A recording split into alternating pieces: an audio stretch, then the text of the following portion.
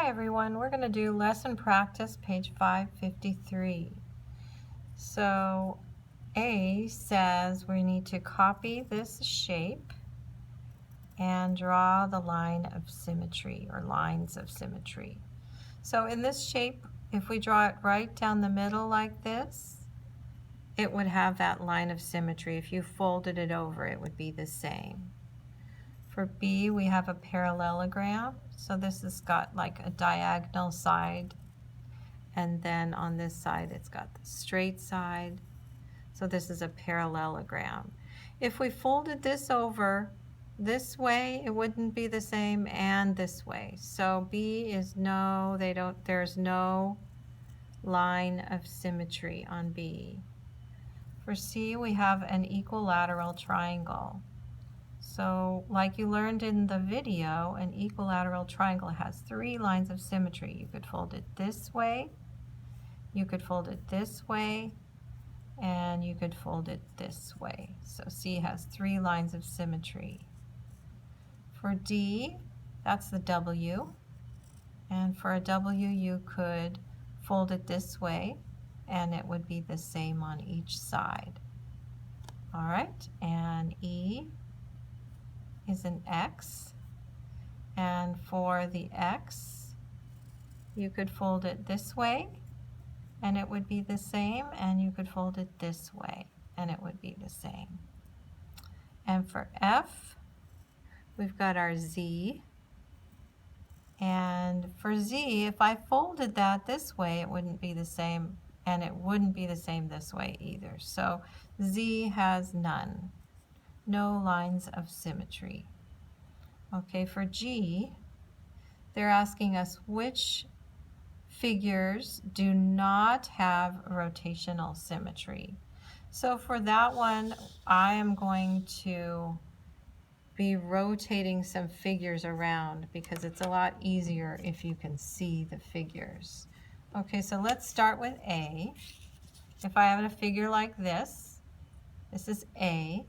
If I turn it this way, it doesn't look the same as it did to begin with. It still doesn't look the same as it did to begin with. Still doesn't look the same, and it still doesn't look the same until I turn it all the way around. So for G, we know that shape A does not have rotational symmetry. Okay, so let's look at shape B, which is the parallelogram. So it starts off like this with these diagonal lines tilting off to the right. If I turn it like this, it doesn't look the same. But if I turn it again, it does. It still looks the same as when I started. The diagonal lines are tilting off to the right. So the parallelogram does have rotational symmetry. Okay, let's try the equilateral triangle. For this, no matter what way I turn it, so this one that does not, but here it looks exactly the same as it did when I started. Okay, so that means C, the equilateral triangle, does have rotational symmetry. Okay, let's try the W. So here it looks like a W, right? If I flip it over here, doesn't look like a W anymore. Doesn't look like a W anymore. Now it looks like an M, right? Doesn't look like a W anymore. But so I have to go all the way around to make it look like a W again. So the W is letter D. So letter D also does not have rotational symmetry. All right, let's try the X. So here it looks like an X.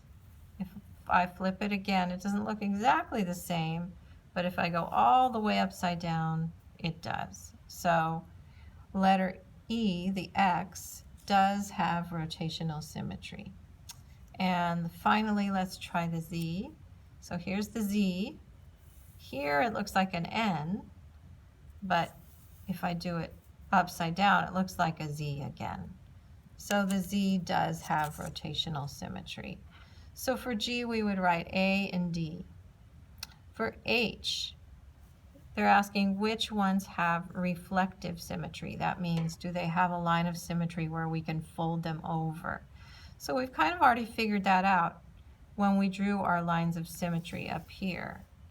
So A, C, D, and E all have reflective symmetry.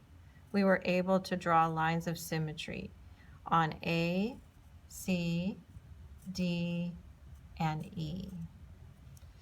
And for I, it says, which of these polygons have reflective symmetry?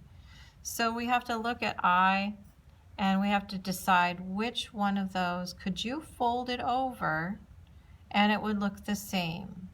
So for A, yes, that we could fold that over and it would look the same. For B, yes, we could fold that over and it would look the same.